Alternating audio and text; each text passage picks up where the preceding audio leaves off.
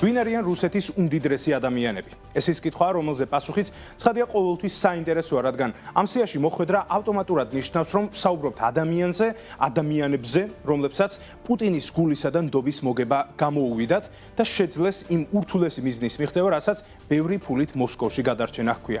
ალბათ არავის შეეპარება ეჭვი, რომ რუსეთის ყველაზე მდიდარი ადამიანი მაინც ვლადიმერ პუტინია, თუმცა იმაზე, რაზეც მხოლოდ ზოგადი ინფორმაცია გვაქვს, ცხადია ვერ ვისაუბრებთ. ამიტომაც გთავაზობთ 5 ეულს იმ უმდიდრესი რუსებისა, რომელთა ქონების რაღაც ნაწილი მაინც რეალურადაა დათვლილი, შეფასებული და გლობალურად აღიარებული. ცხადია, უპირველეს ყოვლისა, უნდა მივყვეთ ამ სიას პირიქით, შეიძლება ითქვას, ანუ ყველაზე ნაკლებად 5 ეულში ყველაზე ქვედა ადგილიდან მყოფიდან უნდა ავიდეთ პირველ ადგილზე მყოფზე და პირველი, რომელიც ამ შემთხვევაში 5 ეულში არის სულეიმან კერიმოვი. ადამიანი, რომლის ქონებას ამჟამად არის შეფასებული 26 მილიარდ დოლარად, ის არის 60 წლის და წარმოადგენს ფაქტობრივად ოქროს ინდუსტრიას. სხვათა შორის, მისი გლობალური შეფასება მისი ქონებისა მას აქცევს მსოფლიოში 100 მილიარდერს შორის ერთ-ერთ ყველაზე მდიდრად 97 ადგილზეა ის.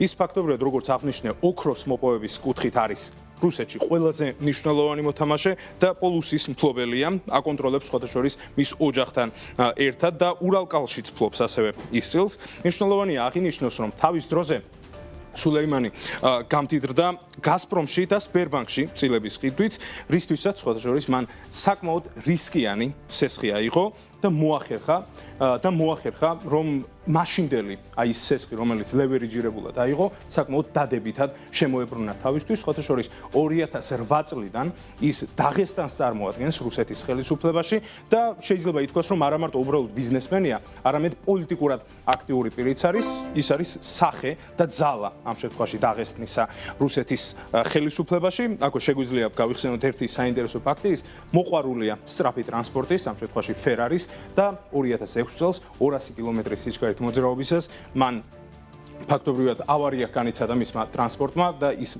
დაიწვა, შეიძლება ითქვას, თუმცა გადარჩა, რის შემდეგაც ალბათ შეიცვალა თავის დამოკიდებულება სიჩქარის მიმართ, თუმცა არ შეუძლია დამოკიდებულება იახტების მიმართ, რომელიც სხვათა შორის 2022 წელს დაუსანქცირეს სწორედ იმის გამო, რომ ის იყო რუსეთის ხელისუფლების გაგრძელება და მისი ნაწილი მათი ინტერესების გამტარი. შემდგომი ადამიანი, რომელიც ამ შემთხვევაში სიაში მეოთხე ადგილზეა, არის ლეონიდ მიხელსონი.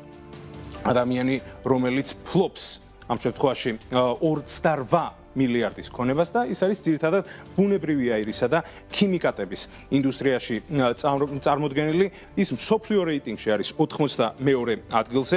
აქვე მნიშვნელოვანია ორი კომპანია გამოიყოს ამ შემთხვევაში, ესენი არის სიბური და ნოვატეკი. როცა ნოვატეკზე ვსაუბრობთ, ნოვატეკი არის ის კომპანია, რომელიც ფაქტობრივად ბუნებრივი აირის მიმართულებით და LNG-ს წარმოების კუთხით არის მსოფლიოში ერთ-ერთი ყველაზე მნიშვნელოვანი და 50 მილიარდსაც კი უახლოვდება სწორედ ამ კომპანიის საერთო კაპიტალიზაცია, რაც შეეხება პეტროქიმიკატების მიმართულებას, ანუ ნავთობის წარმოების კუთხით, აქ ყველაზე მნიშვნელოვანი არის სიბური. ორივე კომპანიას ის მართავს, სხვათა შორის ის გამდიდრდა პრივატიზაციის დროს და აქვე შეიძლება ყველაზე მნიშვნელოვანი, რაც მის შესახებ ითქვას, ის თავიდან ფაქტობრივად არ იყო არაფერს წარმოადგენდა და 90-იანების პერიოდმა სწორედ პრივატიზაციამ გახადა ის მსოფლიოში ერთ-ერთი ყველაზე მდიდარი ადამიანი და ადამიანი, რომელიც ისე დაუახლოვდა პუტინს, რომ შემდგომ ცხადია მოხდა სანქცირებულთა სიაში. ფაქტობრივად იმ ადამიანებს შორის, რომლებსაც ჩამოთვლით, არც ერთი არ არის სანქციებს გადარჩენილი, ალბათ გასაგები მიზეზებიც გამოც. უნდა ვახსენოთ, მესამე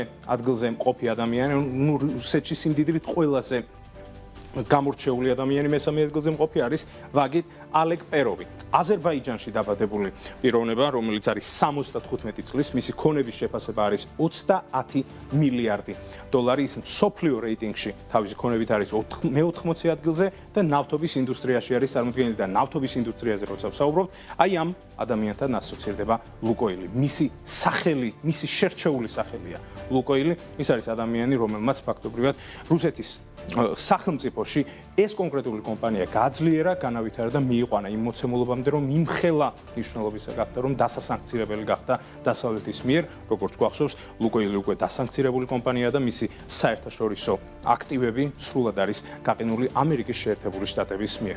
მოკლედ, უნდა გადავიდეთ რიგით მეორე ადგილზე მყოფ უმდიდრეს რუს ადამიანზე, რის შემდეგაც ცხადია ნელ-ნელა გადავალთ პირველ ადგილზეც და ვახსენებთ ყველაზე მდიდარ რუსებს. ამ შემთხვევაში მეორე ადგილზე არის ვლადიმერ პოტანინი.